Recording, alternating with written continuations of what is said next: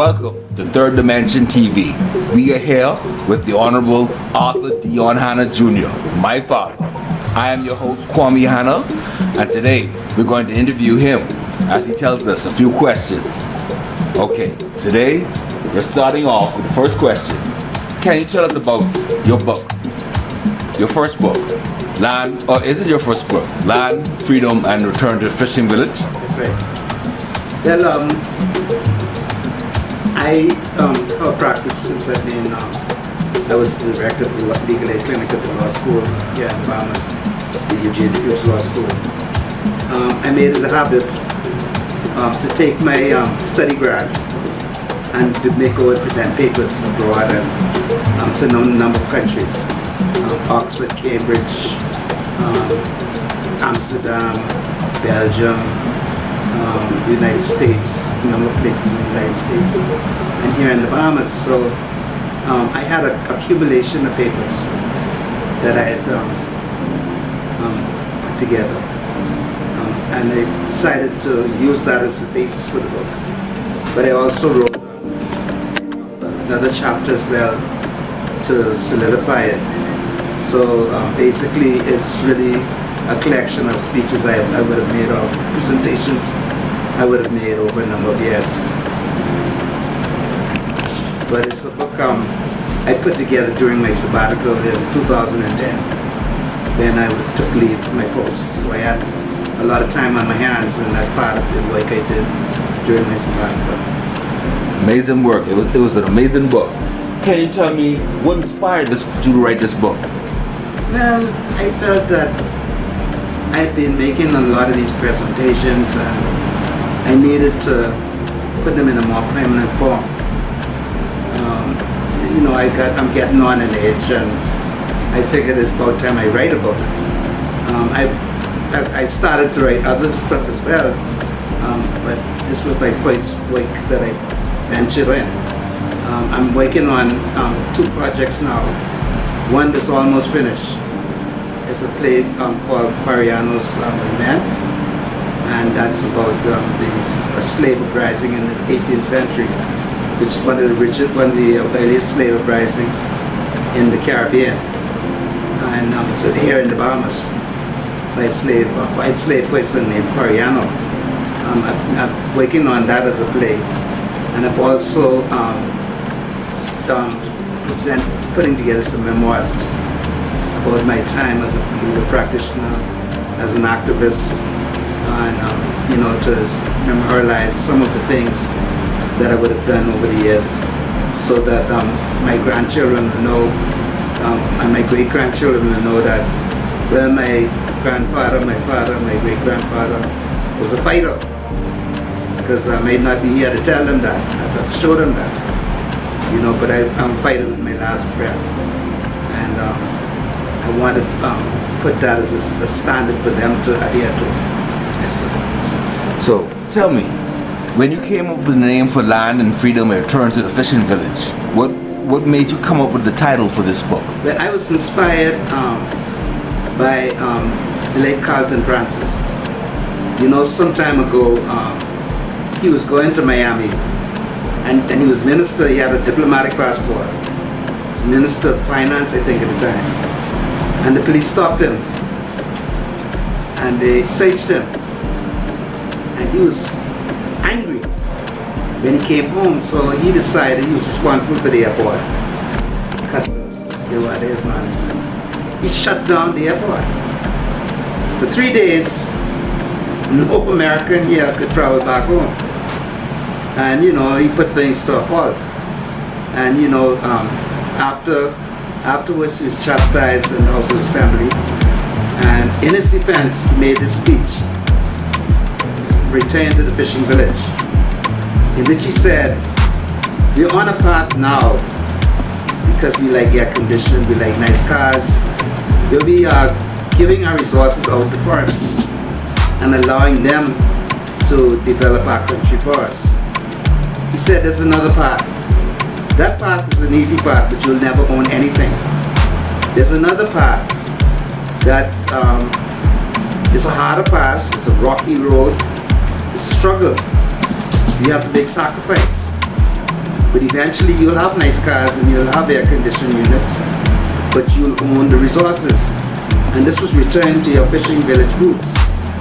Start from the bottom and build your nation. Develop your nation from its roots so that you own it and you take possession of your resources, and this becomes truly your country. Otherwise, you're going to be a nation of employees, which unfortunately you can see he didn't win the debate. Unfortunately, this is what we have in the Bahamas, an enslaved nation with its resources sucked up and devoured by foreigners. Definitely a shame, definitely a shame. What perspectives or beliefs have challenged you with this book? When you say perspective or beliefs, you challenge me. I guess my own perspectives and my own beliefs, because that's the basis of why I think the way I do.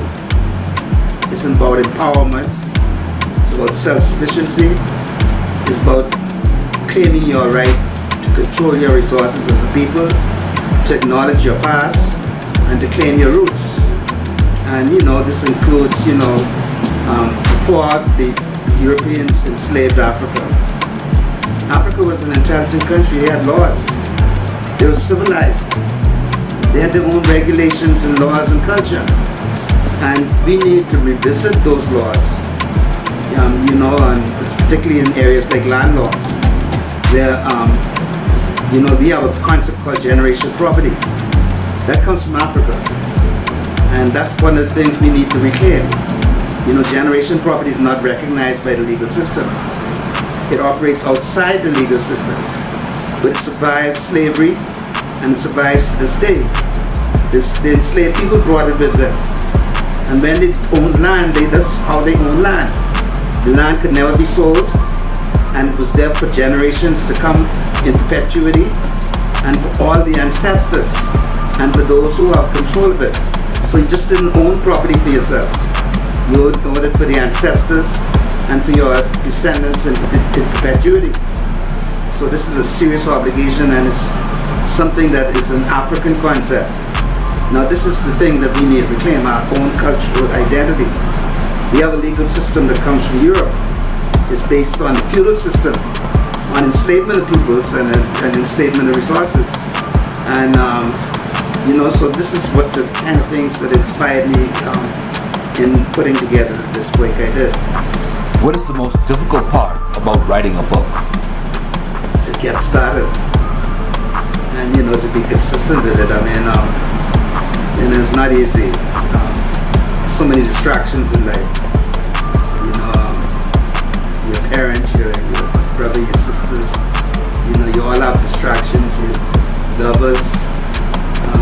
All these are distractions, but the key to doing it is to start it and to work it through. Be consistent with it.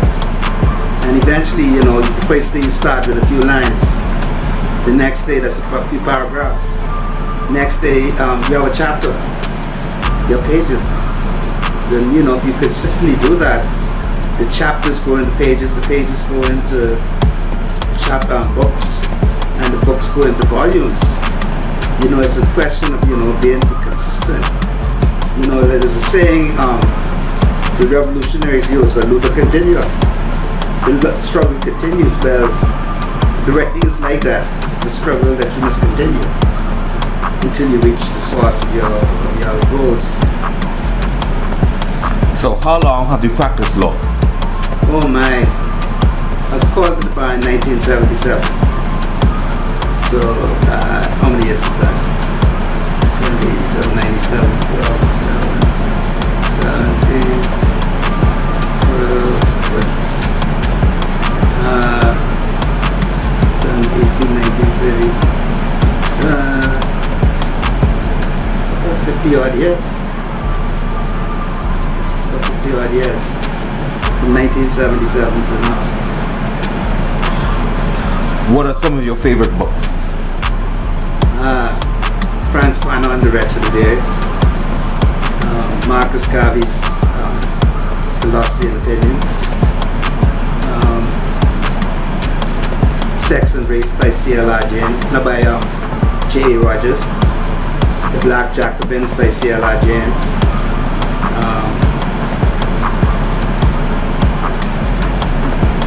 Mouse, the Red Book. So many books I love. A Tale of Two Cities. Macbeth. Hamlet. So many books out there I love. My mother inspired me to read books. No Easy to Walk with Freedom by Nelson Mandela. My mother inspired, she put all these books in my hand.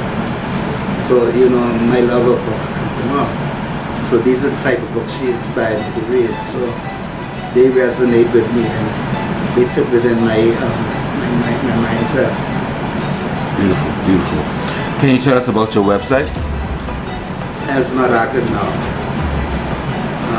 I used to have a website. It was fairly active when it was developed, but I just ran. It's difficult doing things by yourself.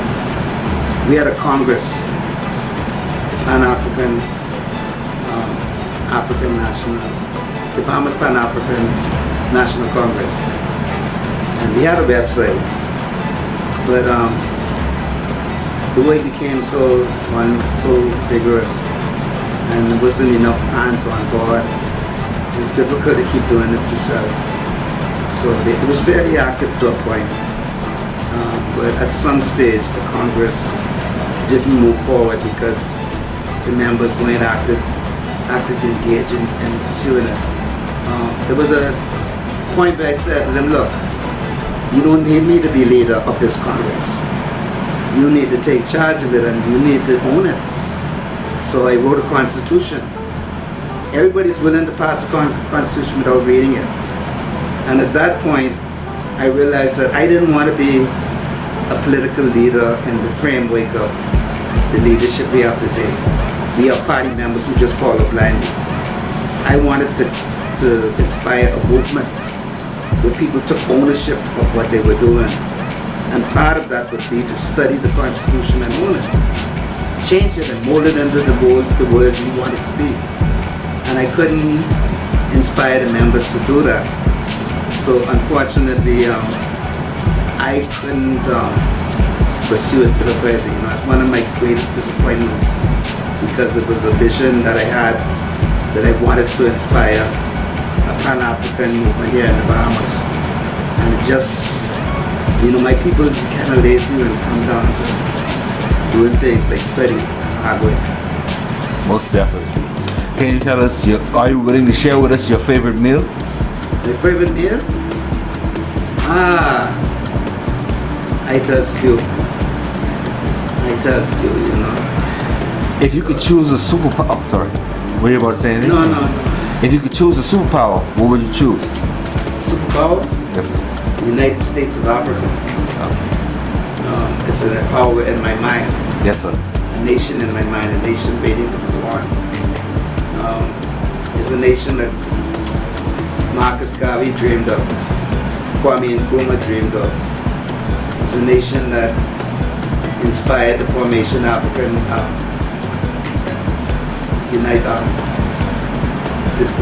the African Union. But it hasn't worked out like that. It hasn't gelled into a nation. Africa needs to be a united people at home and abroad. And that's my dream.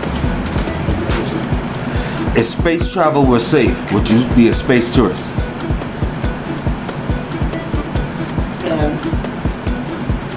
There's people in Africa called the Dogon from Mali. They have a vision of the Sirius star system that predates colonialism. And they accurately charted the movement of this star system. It's an invisible star system, you can't see with the naked eye. But they accurately knew how many stars there were, and they could time the rotation of the stars. And even up to this with the most sophisticated technology, the Western world is just coming close to the accuracy of the Dogon people. So historically, And in ancient times, our people were space travelers. So I wouldn't be afraid to go to the Sirius star system. I think this is something we were space travelers before the Europeans. And this is something, I would embrace. Wonderful. Where can people find your book, Land and Freedom? On Amazon. I'm about to put it out of circulation because I want to do a revised version, but until I do so, it still is available at Amazon. Thank you. You've been a wonderful guest. It was a pleasure to have you here. Thank you for having me. My pleasure. Hope to have you again. Thank you.